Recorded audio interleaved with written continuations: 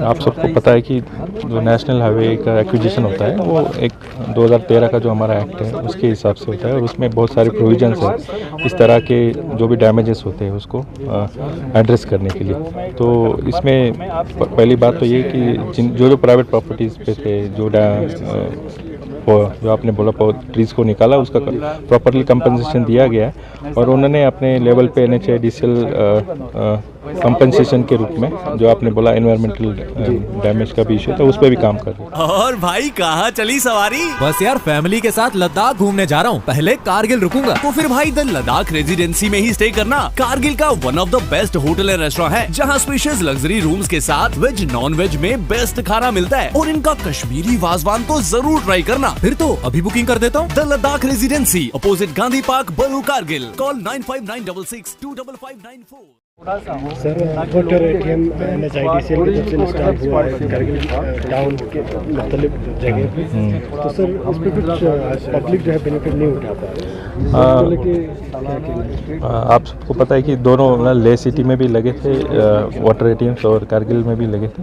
तो हमारा एक्सपीरियंस यही रहेगा कि पब्लिक का रिस्पांस थोड़ा सा उसमें इतना इंकरेजिंग नहीं रहा। तो उसमें कुछ इश्यूज़ भी है, जैसे पेमेंट का सिस्टम का थोड़ा कॉम्प्लिकेटेड है कि उसमें कॉइन्स की डिमांड किया जाता है। आजकल के ज़माने में कॉइन्स कोई रखता नहीं, तो डिजिटल का ज़माना है। तो ये इश्यूज़ अभी रिसेंटली जो प्रिंसिपल सेक्रेटरी साहब हैं जो इसको देखते हैं उन्होंने डिस्कस किया था और उन्होंने इसमें डायरेक्शन इशू की है कि इसको पब्लिक फ्रेंडली और हम कैसे बनाएं ताकि ज़्यादा से ज़्यादा उसको लोग उसका इस्तेमाल कर पाए और हम उसको जहाँ पे हमें रिस्पांस नहीं मिल रहा है कि जहाँ पब्लिक का डिमांड कम है उनको हम रिलोकेट करके ऐसी जगह पे भी लगाएंगे जहाँ पब्लिक का आना जाना है। जैसे DC ऑफिस में बहुत सारे लोगों का आना जाना रहता है जो अपने काम के लिए DC ऑफिस भी आते हैं। तो मैंने भी डायरेक्शन दिया कि जहाँ पे रिस्पांस कम है उनको रिलोकेट किया जाए और DC ऑफिस पे भी हम NHIDCL के काम को आप किस तरह से मॉनिटर कर रहे हैं? बहुत सारे इश्यूज आपने देखा होगा कि लास्ट ईयर तक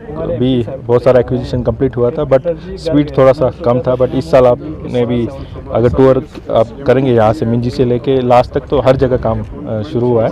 तो हमने पिछले 3 महीने में बहुत सारा मेहनत करके जो लैंड एक्विजिशन के इशू बहुत सारे हमने रिजॉल्व कर दिए और जो लोगों का डिमांड था आपने भी कई बार लोगों के बाइट्स भी लिए कि पिछले साल की पैसा नहीं मिल रहा है। आज आप जाके पूछ सकते हो वहाँ कि ऑलमोस्ट हाँ ज़्यादा से ज़्यादा लोगों को पेमेंट चला गया है।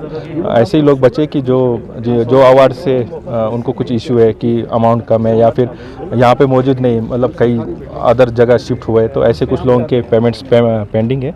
बट पिछले 3 महीने में हमने सारी कोशिश की है कि मैक्सिमम पेमेंट हो जाए, लोगों को भी फ़ायदा हो और हमारा काम भी चल जाए क्योंकि ये वाला रोड टूरिज़्म पर्पज़ के हिसाब से और ओवरऑल सांकू वैली और ज़ंस्कार के लिए बहुत इंपॉर्टेंट है। आप भी देख ले कि इस साल काफ़ी मूवमेंट भी बढ़ गया, जैसे रोड की कंडीशन इंप्रूव हुई तो हमारे टूरिज़्म के हवाले से वहाँ की इकोनॉमी को बहुत बूस्ट होने वाला है। प्लांटेशन के लिए कोई प्रपोजल उसके बारे में जैसे आपने वैलिड पॉइंट उठाया, मैं आने वाले 2-3 दिनों में DFO और NHIDCL के साथ एक मीटिंग बुलाऊंगा और आपने जो पॉइंट रेज किया है उसमें हम कैसे आगे बढ़ पाए उसके लिए हम एक प्लान बनाएंगे और आपको मैं मीडिया के थ्रू वो कन्वे भी करूँगा। सर आज के इनिशिएटिव के बारे में क्या बोलना?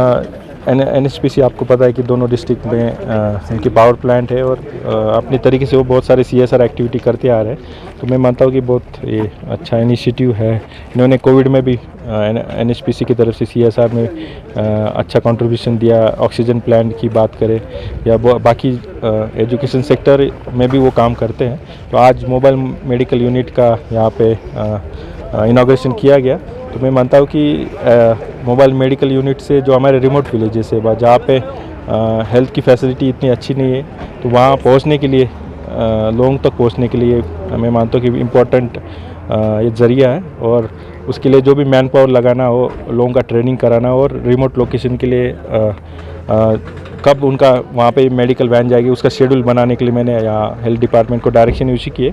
उसी पे वो काम करके जल्दी से जल्दी इसका फ़ायदा लोगों तक पहुँचाने के लिए काम करेंगे।